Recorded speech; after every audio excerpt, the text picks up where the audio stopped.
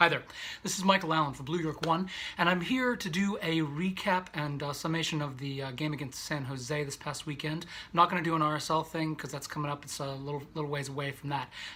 Basically, three things that I want to take away from the game today. First thing, number one, we are here and we are for real. This is a real deep and good team that we have this year, and something special. This is a system. We're playing the system well. We have the players. We have the potential to really succeed this year.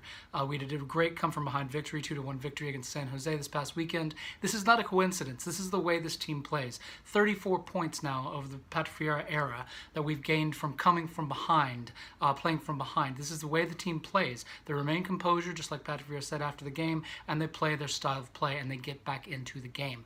It was a gritty, grinding out performance that we got there. Tinnerholm, can't say enough about him. Zlatan wasn't the only Swede with an amazing volley on Saturday. Unfortunately, Tinnerholm's great strike is going to be overshadowed by Zlatan's. But there are two Swedes that really did well on Saturday, and one of them is Anton Tinnerholm. He's got 2 goals in 5 games. He's only played 3 of those games, so it's 2 goals in 3 games that he's played. I think that's arguably more goals that have been scored by all of the right backs in the NYCFC history combined. I'm not sure about that stat, but I think that we can look at it and say that he is for real. This guy is a great addition to the team. Also with Ismail Tajuri-Shradi, he really showed off again this weekend. He's looking to be the steal of the offseason. He's got pace, he's got technical ability, and that combination he did with Maxi Morales to score the final goal, the go-ahead goal, is just amazing. It was really great composure on the ball, zooming through space with the ball at his feet, takes on a defender, beats him, and then makes an expert pass that set up Maxi for the goal. Morales did a great job both on the service into Tinnerholm for the free kick and also on the goal itself. We're for real. The late scratch by David Villa, Brigitte got put into a really hard situation, difficult situation coming off the bench. It messes with your mind a little bit. I know some people are down on him, but I don't think they need to be. He's a good player. He came into the team, had no preseason, was injured almost immediately, and then got the flu. So this is only his second game with the team. I think he's better this game than he was the last game. Let's cut the guy some slack and let's go forward. He's a valuable addition to this team, and he's valuable to step in and spell David Villa like he did this past weekend. He provides service up front. He's a good tall point target man. He's good in the air. A lot of times you see him flick on a ball to Medina or Shradi, who was making a run to the side of him. He's good with that. That's it's a different skill set from Villa. He's not David Villa. He's never going to be. So we can't expect that of him. That's a lot to ask of anybody. So let's cut him some slack and let's see what he does.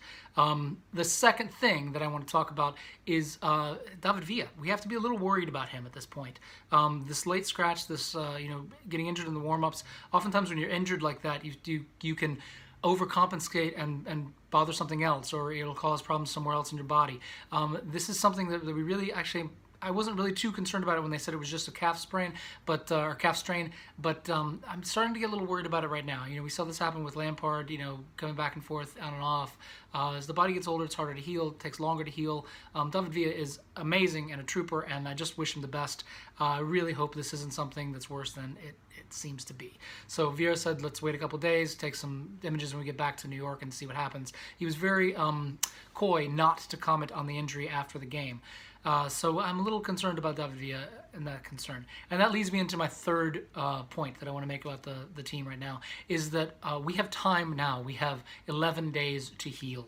We don't have to play another game until Real Salt Lake on the 11th. Let's heal. Let's get the players back in place. Matarita's out. Villa is hurt.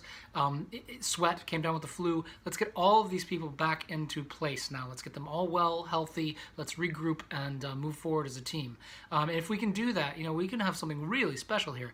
If you had told me before that out of 5 games, if David Villa wasn't going to play in 3 of them, and we would score multiple goals in each of those games and remain unbeaten during that stretch, I would have laughed at you in February if you'd told me that. I'm not laughing anymore. I think we're for real. This team has potential to be a really good team, and it's definitely a title contender, provided we stay healthy this year. So, that being said, happy April, everyone, and I will see you probably for a preview of the RSL match in the coming weeks. All right, take care, and until then, NYC is blue.